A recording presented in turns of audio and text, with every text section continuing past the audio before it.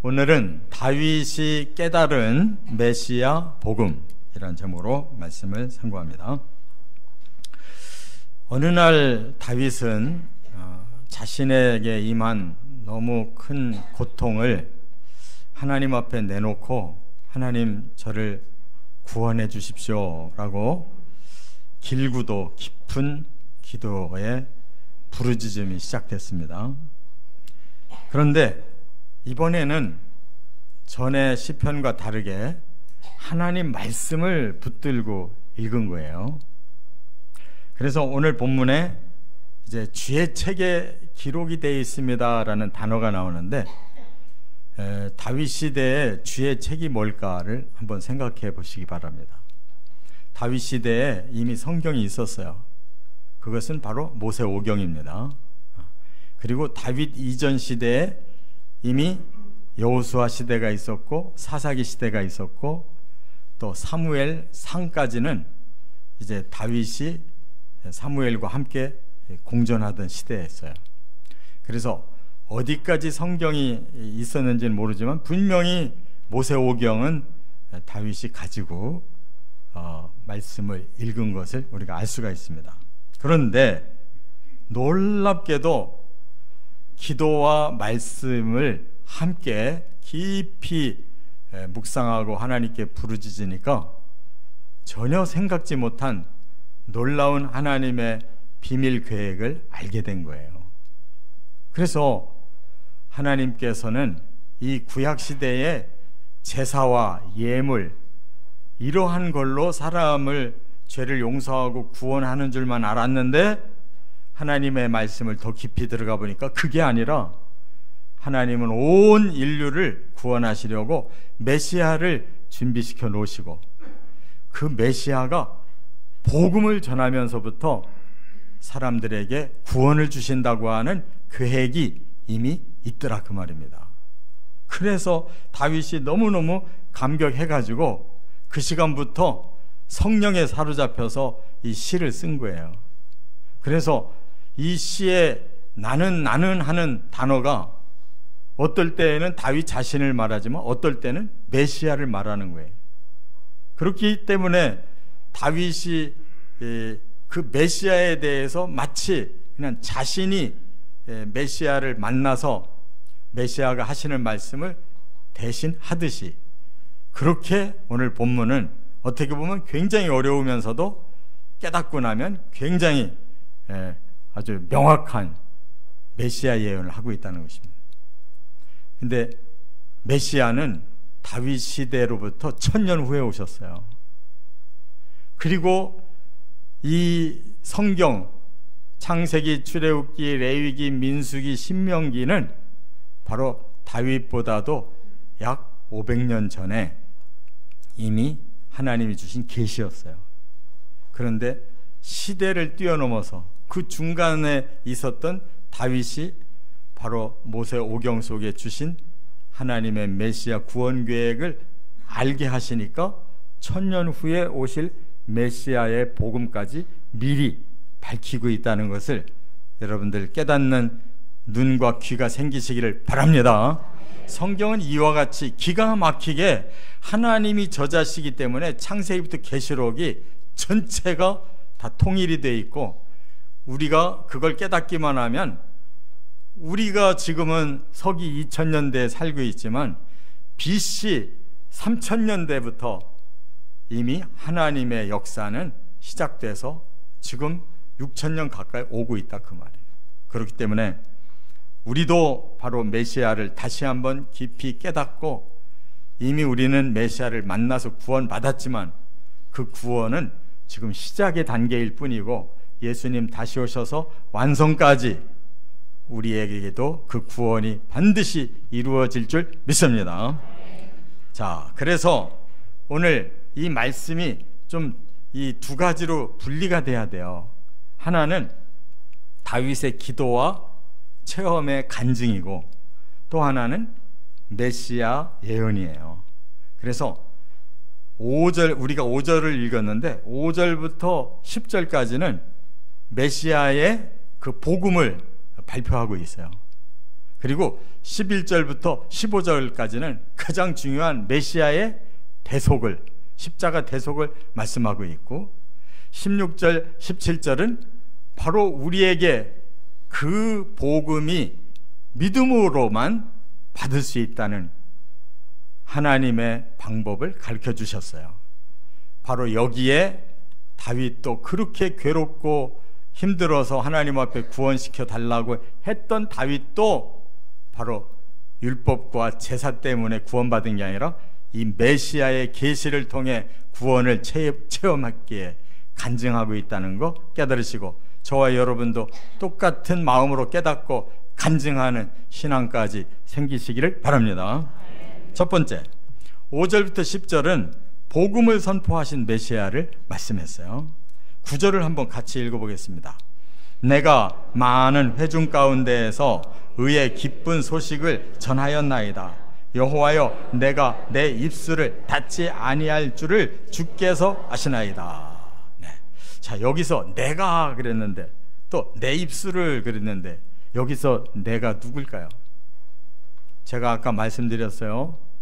메시아인데 다윗이 성령이 충만하니까 이렇게 메시아의 복음 예언을 자신이 마치 옆에서 대신하듯이 이렇게 완전히 성령께 사로잡혀 있다고 그랬어요. 그러니까 다시 말하면 다윗이 말하는데 메시아가 많은 회중 가운데서 의의 기쁜 소식을 전하였나이다, 이렇게 말하는 거예요. 여러분, 복음이라는 뜻이 바로 의의 기쁜 소식인 줄 믿으시 바랍니다. 불의한 기쁜 소식은 없어요.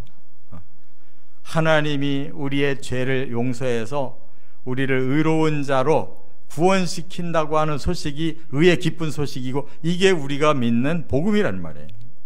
이 복음을 바로 내가라고 말씀하신 메시아를 통해 우리에게 주셨다는 겁니다.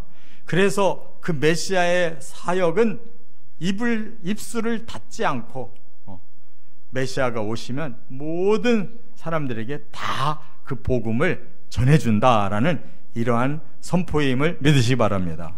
그래서 실제로 다윗 이후에 1000년 만에 예수님이 오셔서 이렇게 기쁜 소식을 모든 사람들에게 다 전해주셨고, 그리고 그로부터 2000년이 지난 지금 우리도 이 복음으로 구원받고 있고 이 복음을 전하고 있는 것입니다.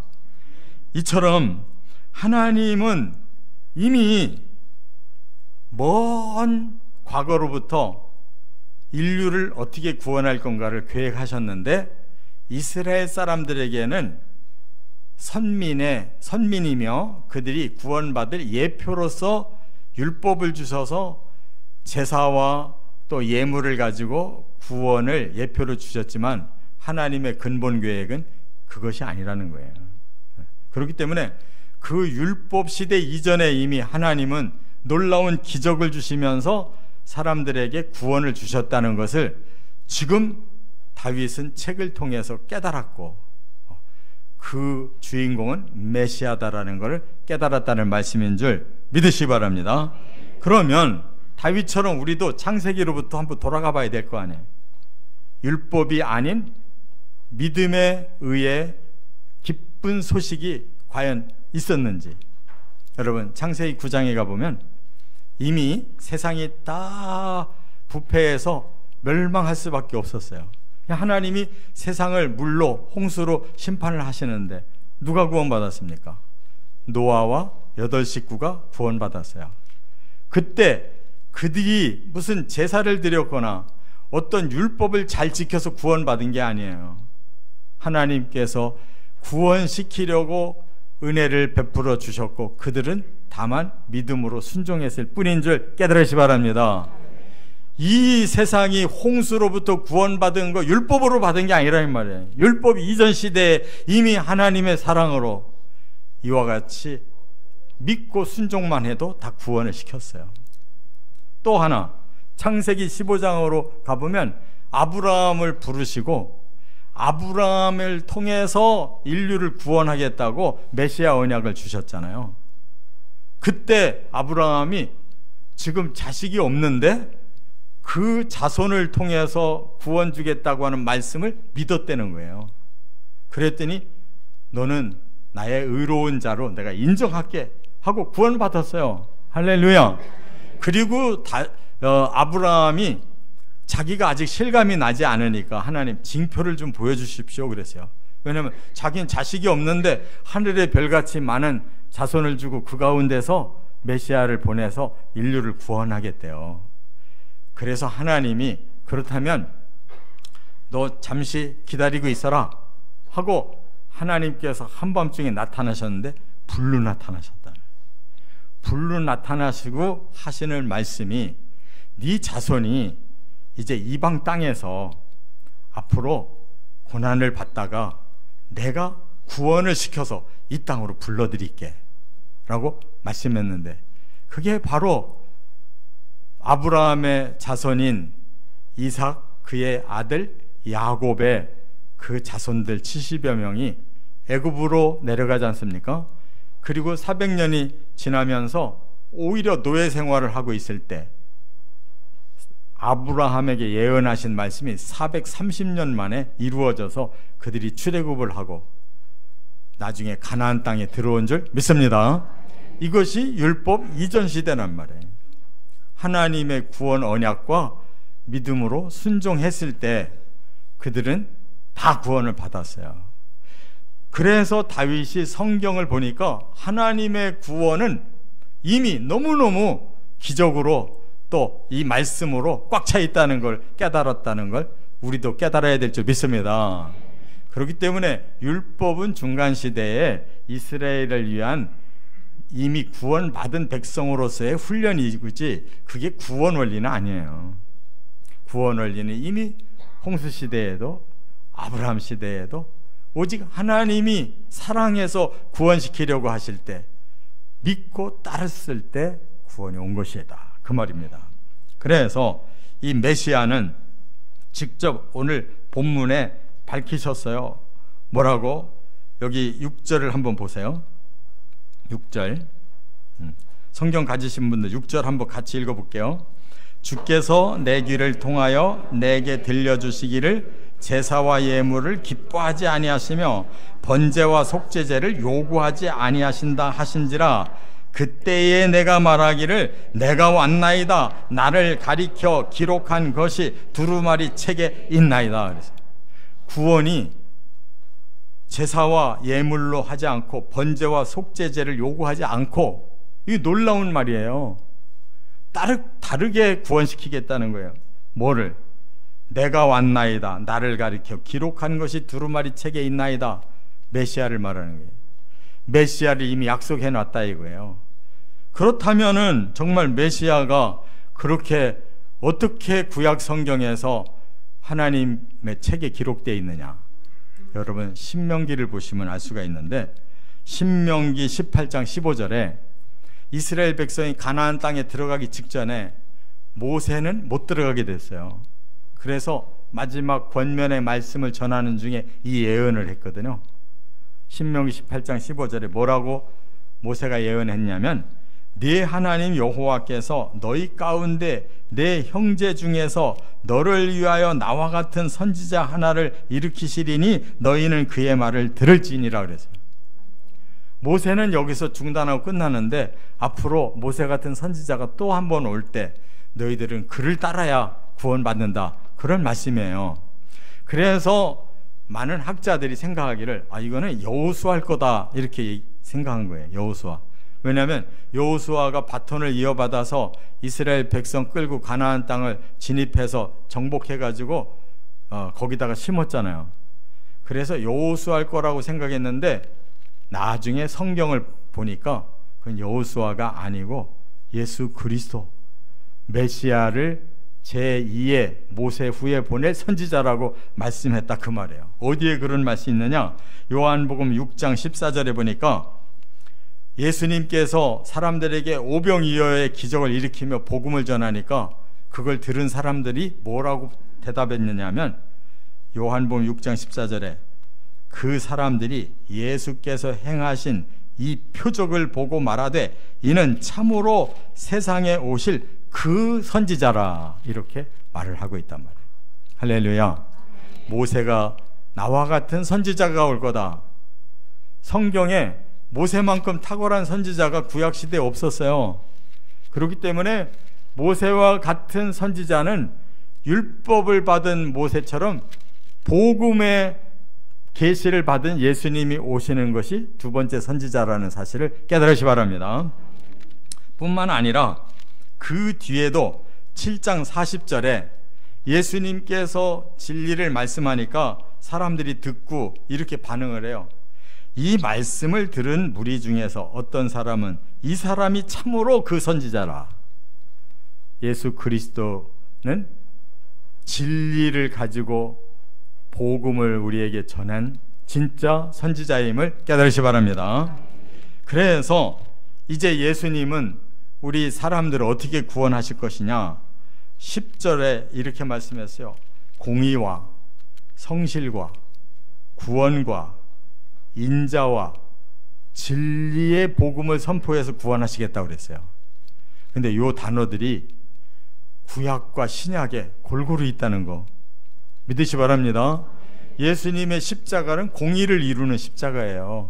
사람들의 죄를 그냥 용서한 게 아니고 예수님이 대가를 지불하고 용서하신 공의의 구원인 거예요.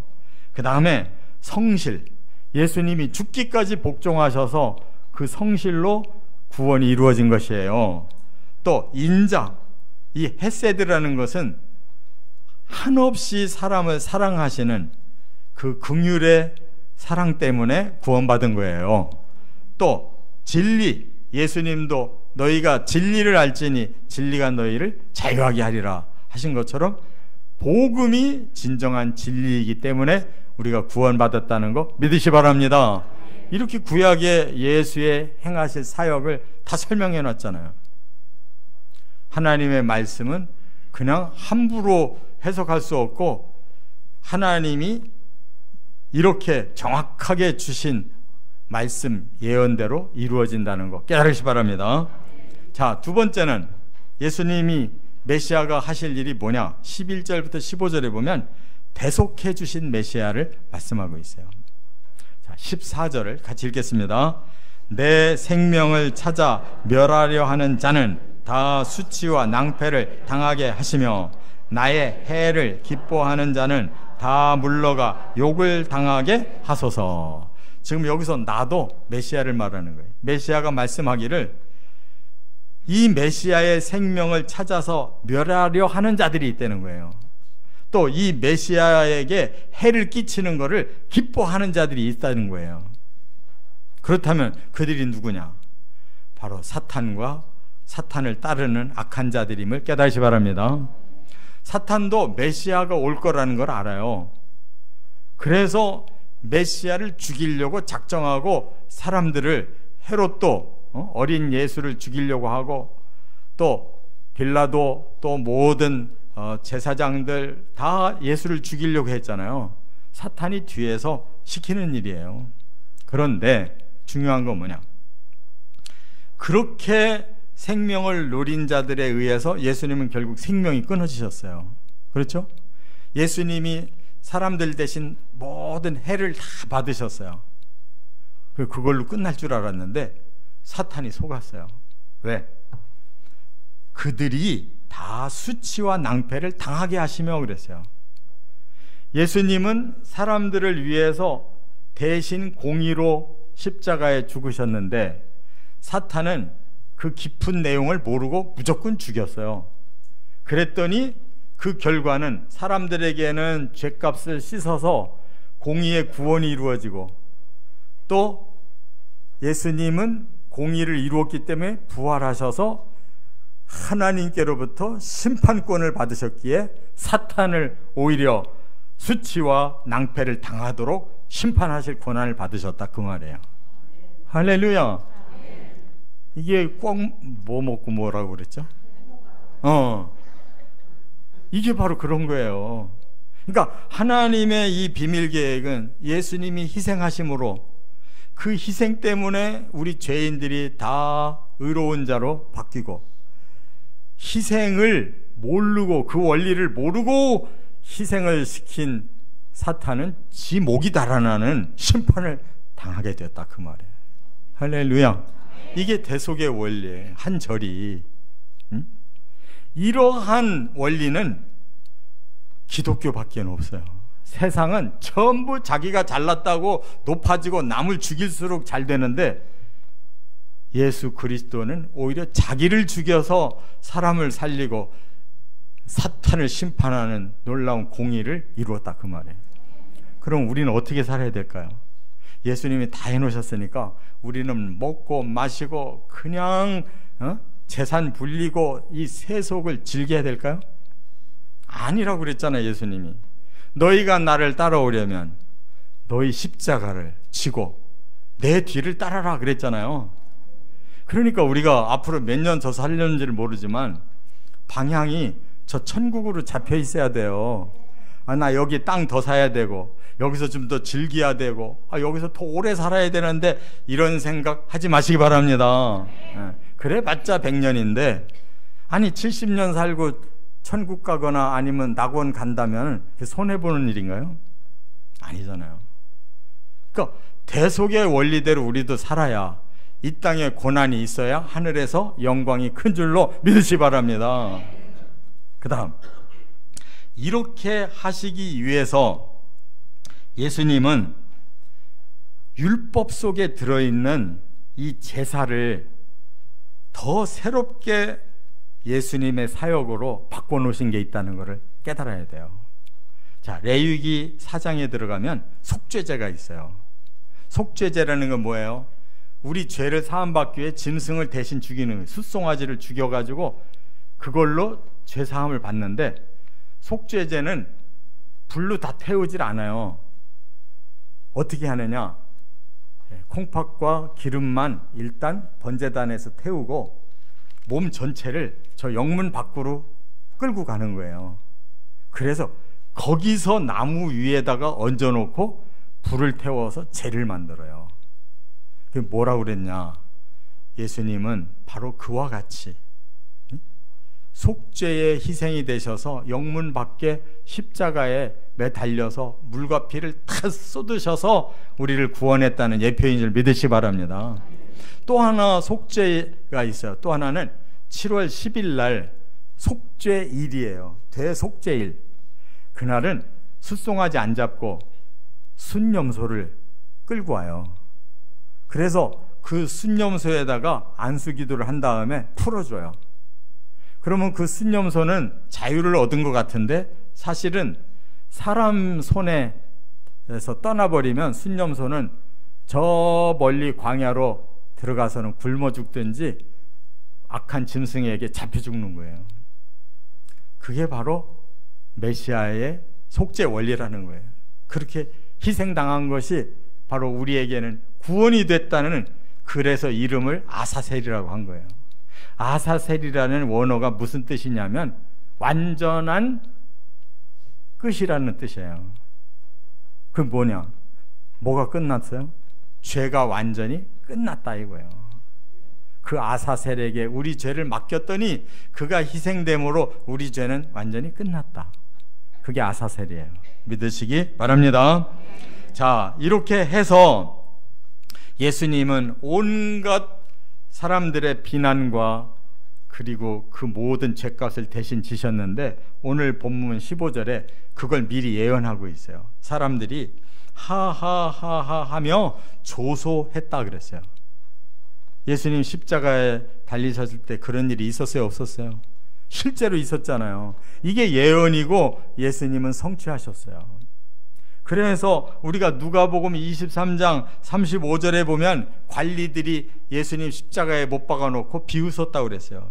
네가 그리스도라면 너 자신도 구원해야 되지 않냐, 이렇게 비난했어요. 그 다음에 또 누가복음 23장 36절에 보면 군인들도 희롱했다고 그랬어요. 네가 유대인의 왕이라면 거기서 구원을 받아서 나와라, 이렇게 희롱을 했어요. 그러나 십자가가 완료된 뒤에 그 십자가에 그 사람을 죽이는 책임자인 백부장이 전혀 새로운 고백을 해요. 마가복음 15장 39절에 이 사람은 진실로 하나님의 아들이었도다. 할렐루야. 이렇게 처참한 죽음이 하나님이 우리 죄를 대신 씻어주시는 희생제사로 계획하셨기에 예수님이 죽기까지 복종하셨더니 하나님의 아들이 진짜 메시아다라고 사람들이 고백하게 됐다는 줄 믿으시기 바랍니다. 끝으로 세 번째, 16절 17절 그리고 1절부터 4절까지 보면 믿는 자는 구원을 받는다라고 말씀하셨다는 거예요. 믿는 자는 메시아가 구원하신다. 그런데 구약의 율법은 얼마나 힘듭니까? 10가지 계명도 순종하기가 힘든데 그거를 세분화시켜서 613가지의 율법이 있어요. 어떻게 지켜요? 또 번제, 또 소제, 또 화목제, 속죄제, 속건제 이거 다 드리려면 돈 굉장히 많이 들어갑니다. 왜냐하면 막 송아지도 바치고 양도 바쳐야 되는데 죄를 한두 번 져야지 계속 죄질 때마다 바쳤다간 재산 다 날아가는 거예요. 그러니까 하나님이 사람을 구원하기 위해서는 믿음 하나로 족하다 이거예요. 할렐루야. 우리는 우리 스스로 해결할 수 없는 이 죄를 하나님이 사랑하기 때문에 메시아를 보내서 대신 죄값을 치르고 우리는 믿고 그 앞에 회개하기만 하면 다 용서해 주신다는 것이 복음인 줄 깨닫기 바랍니다. 그래서 그렇게 한다고 지금 발표하고 있는 거예요. 자, 16절 같이 읽어보겠습니다. 주를 찾는 자는 다 주 안에서 즐거워하고 기뻐하게 하시며 주의 구원을 사랑하는 자는 항상 말하기를 여호와는 위대하시다 하게 하소서. 어때요? 저와 여러분들이 바로 이것 때문에 구원받고 즐겁고 이것 때문에 구주를 사랑하고 이것 때문에 하나님 위대하십니다 고백하는 줄 믿습니다. 찾는다라는 말이 믿어져서 하나님 앞에 나간다는 뜻이거든요. 하나님이 예비해 놓으신 예수 그리스도 우리가 바로 그분 앞에 믿고 나가기만 하면 이처럼 구원의 즐거움이 생긴 줄로 믿습니다. 그래서 여기에서 또 하나 중요한 건 뭐냐? 우리 마음이 회개를 해야 되잖아요. 회개의 자세를 여기서 17절에서 말씀했어요. 뭐라고? 나는 가난하고 궁핍하오나 주께서는 나를 생각하시오니 나를 건지시는 이시라. 이거 오해하면 안 돼요. 나는 가난하고 궁핍하오니 돈 없다고 구원받는 게 아니에요. 여기서 가난과 궁핍은 예수님이 마태복음 5장 산상수훈에서 말씀하신 것처럼 마음이 가난한 거예요. 마음을 다 비우고 겸손하게 나는 이렇게 형편없는 놈입니다. 그러나 하나님이 나를 생각해 주신 그 사랑 때문에 내가 믿음으로 나가오니 나를 구원해 주십시오. 이렇게 우리가 겸손하게 신앙 고백을 하라는 뜻인 줄 믿습니다. 바로 이렇게 해가지고 구원받은 사람이 지금 1절부터 4절에 다윗이거든요. 그래서 그렇게 하나님 앞에 부르짖으며 말씀을 읽으며 깊이 기도했더니 드디어 응답이 와가지고 기다리고 기다리던 기가 막힐 웅덩이와 수렁에서 끌어올려 주시고 내 발을 반석 위에 두시고 내 걸음을 견고하게 해주시는 구원받았습니다라고 이렇게 간증하고 있잖아요. 다윗 시대에 이미 메시아에게 구원받은 사람이 다윗이라고요. 그리고 그 다윗은 뭐라고 간증하기 시작했냐면 구원을 체험했으니 이제 새 노래를 내가 준비해서 하나님을 찬양하겠습니다. 이렇게 나오고 있잖아요. 예수 믿은 사람은 너무 기뻐서 찬양하지 않을 수가 없어요. 천국 들어가면 다 새 노래를 부를 것이라고 말씀한 걸 깨달으시 바랍니다. 그리고 이것은 마지막 결론의 단어 하나를 지금 남겨줬는데 뭐라고 말했느냐? 의지하는 자는 그랬어요. 마지막 단어가 다윗이 4절에서 마지막 단어를 뭐라고 했어요? 의지하는 자는. 이 의지가 제일 중요한 단어예요. 오늘 본문에서. 이건 뭐냐? 밉타흐라고 그러는데 확신하는 자는. 여러분, 믿음은 내 지정의로 믿는 게 아니에요. 하나님의 성령이 임하셔서 나로 하여금 믿어지게 해주신 거예요. 그게 밉타흐라는 의지, 확신이라는 뜻이에요. 이 확신이 저와 여러분들에게 성령을 통해 주시는 줄 깨달으시 바랍니다. 그래서 우리는 복음과 성령으로 신앙생활 하는 거예요. 이 모든 축복을 받고 예수님 오시는 날 다 들림 받으시고 천국에 들어가시기를 주의 이름으로 축원합니다.